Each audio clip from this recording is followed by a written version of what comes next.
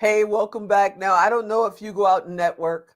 Networking has never been my strong suit, but I haven't done it as much as I should, and I need to do it more.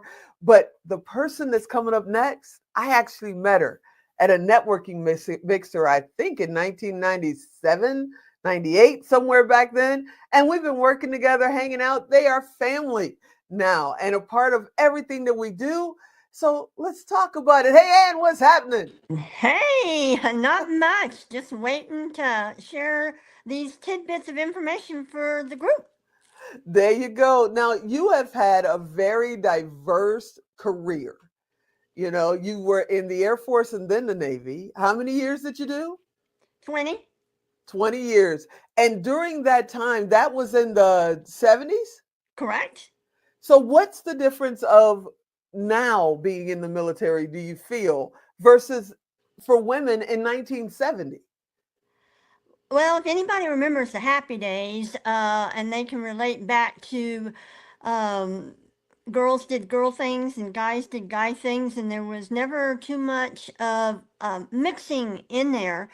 In the military in the 70s for women, they were very limited on their career fields. They could, maybe there was half a dozen, if you will. And nowadays we've got fighter pilots that are women. We even have a female on the Blue Angels um, flight team that you see that go out and perform. There's even a woman there. They're commanding ships now. And so it goes from being very limited and having to virtually no upward mobility beyond just taking the test and scoring high. Nowadays, it's limitless, which is significant when you've lived through that. I remember my first day of boot camp like it was yesterday. I think if somebody, yes, phone book, if somebody dropped a phone book, I'd probably still hit the deck at 61 years old. Do you remember your first day of boot camp? I certainly do. When when you just turn 18 and you come from a little country, a little county in rural Kentucky, whose high school was a county high school, and my graduating class was like 110 people. So you come from a very small but well informed and collaborative community to 80 girls, oh my God, 80 girls in the same room from New York to California to Texas. I was scared in some respects, but it was like an eye opening adventure for me because I was going to see the world and I was going to meet all these people. But it made me stop and think, well, some of my structured background is definitely going to come in handy here. So what was it like? I remember sitting in boot camp and the CC said, what do you expect from your career? And the ideas that I had were way different than what happened. So when you were laying in that bunk that first night or that first week and you're going, okay, I'm going to see the world, I'm going to meet all these people, how much of that actually turned out to be real and how much of it was like, I thought it would be different? I mean, that's a good question. I was thrilled. Um, I just wanted to be away from home. I wanted to be doing something different. Um, I think I realized very early it was a head game, and Mm. I just had to get through it. And I wasn't the only one. There were some, admittedly, that it was just not going to be their cup of tea ever. Hmm. But for me, it was, this is it. Because originally I wanted to be an airline stewardess, but I was 18 and I found out that I couldn't be an airline stewardess until I was 21. So I was like really bummed. So this was just the next best thing. What advice would you give to young women and young men that just enlisted? They're just about to go. Maybe their flight is on Tuesday. I think I flew out on a Tuesday. So, what advice would you give them today of what's coming up? Maybe they will do their 4 years. Maybe they'll do 24 years. What would you tell them? Well, it just so happens my grandson, who's turning 23 in a couple months, leaves the end of this month going to the Army Guard. And both Bruce and I said, just know that it's a head game. That the first 6, 8, 10 weeks, it's all about getting you to be a part of a team, because in some career fields, those people can be the difference between life or death, because they've got your back. So keep your head down, pay attention to what's going on. Know that once you get out of boot camp and go to school and get to a duty station, it's almost like any other job, with the minor exceptions like 24-hour duty and getting deployed every now and again. But it's just know that there's an end to that piece of it, the boot camp piece of it. Wait a second. You just said your grandson is going and he's 23. I met him when he was in a stroller. He's 23. Are you serious? Yep, yep. Wow, time flies. Okay, so you do 20 years, you got that military under your belt, and you decide you're going to go into corporate America.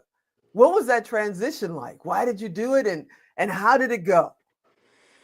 For me, it was a little difficult, and coming to Las Vegas, for those who've not ever worked in Las Vegas or been employed in Las Vegas, it's it's a different beast, and it's kind of hard to explain.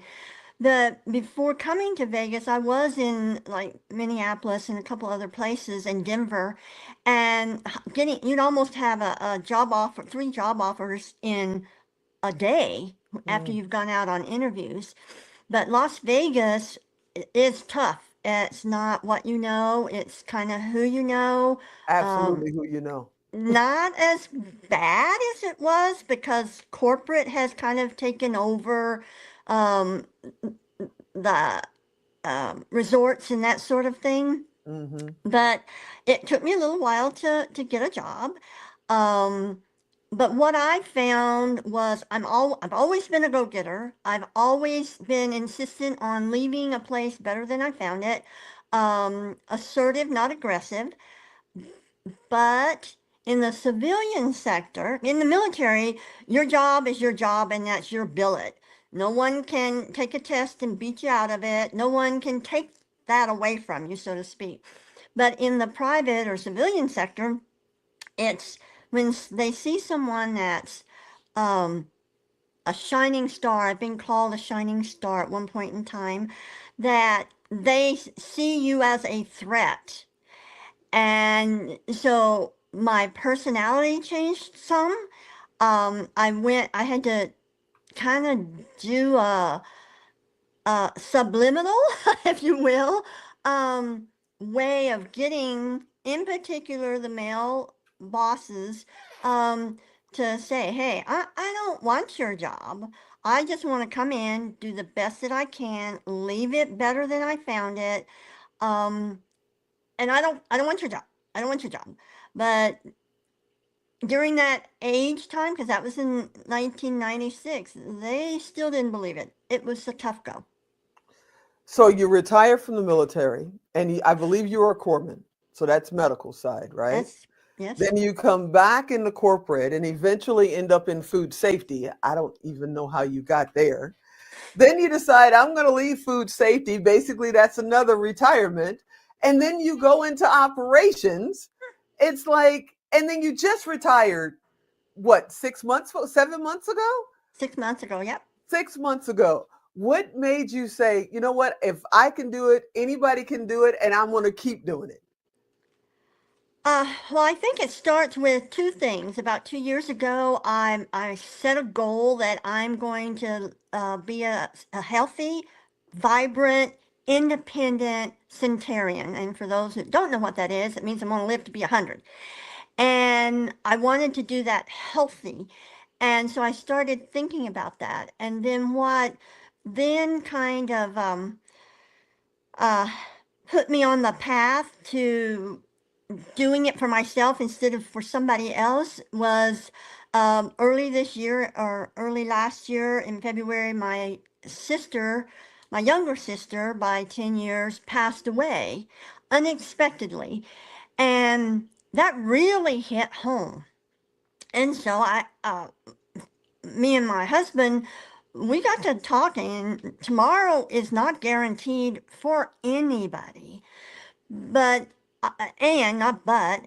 And so I want my tomorrows, the ones that I wake up every morning to, I want them to be for me. I want the world to know I've got a lot left in the tank. I got 30 more years, probably plus, because every time I say I'm going to live to be 100, the number 105 comes into my head. It's like, no, your goal should be 105. And like Doris, I will see my great grandchildren's children. I already have four great grandchildren. So in 20 years, the oldest great grandchild is 25. So in 20 years, he's going to be 25. And so I know I'm going to have some great, great grandchildren. Wow. And I want to be an active participant in their life. And I knew the only way I could do that is making my contribution to the world and people um, something that is my passion, that feeds my dreams, that serves my purpose. Not too long ago, I'm flipping through Facebook, which I do every day, right? And as I'm flipping through Facebook, I have known Ann now for, since 1997. That's like 26, 27 years, right? Hmm. I think I know everything about Ann. I know what she loves to do, what she doesn't love to do. I love my brother Bruce. I know what he loves to do, motorcycles. I love what he loves to do, darts. I know what he doesn't love to do, but I see Ann with a hula hoop. Why is Ann hula hooping? Is I remember back in, now I'm 71, so I remember when the hula hoop first came from, I think it was Australia, is where it actually originated in, but I remember that, along with the original skateboards, by the way. And it was part of my health regime. I started working on my weights. I started working on bone density. I went through a nutritional program, which I shed 25 pounds, 25 inches, lowered my blood pressure, on and on and on. And I was introduced to that by Dr. Cara Dentley when so I bought it, and it just became part of my routine. And I'm like, okay, if I can do this at 70, 71, anybody else that has a mind to can certainly do it. Okay, so earlier we were talking about um, doing military, then food safety, then operations. So there's three retirements. And then you decide, you know what, I'm not done. I want to show people how they can live healthier, how they can live happier. And then you had me come to this meeting. Mind you, you are family. I had no idea what this meeting was. And you said, hey, I need you to come here. Don't ask me why. I said, okay. You said, it's going to be about an hour and a half. You'll be fine. It's on a Saturday. I said, okay.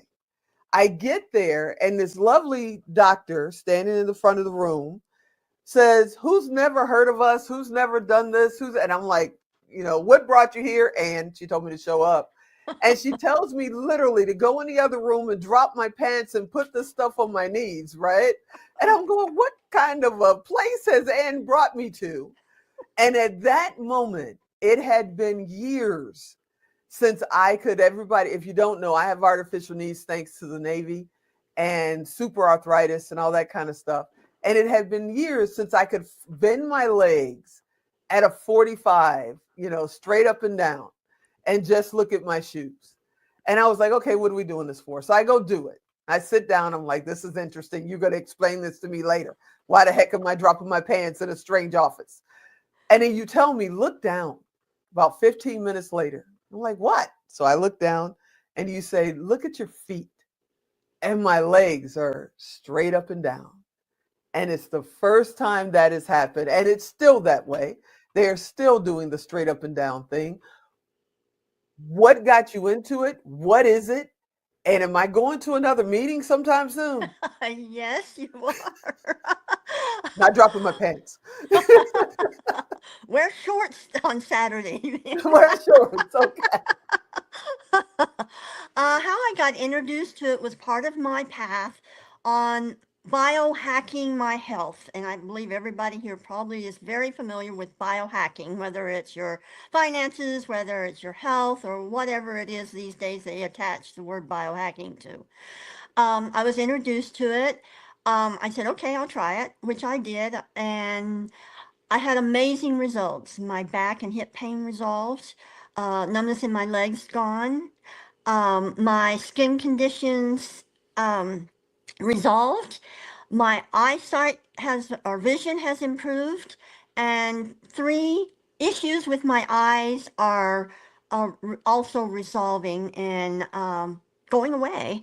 So those are pretty solid reasons to believe in a product. And Hmm. I had shared it casually with people and got some few people to take it, and equally amazing results, everything from neuropathy to allergies.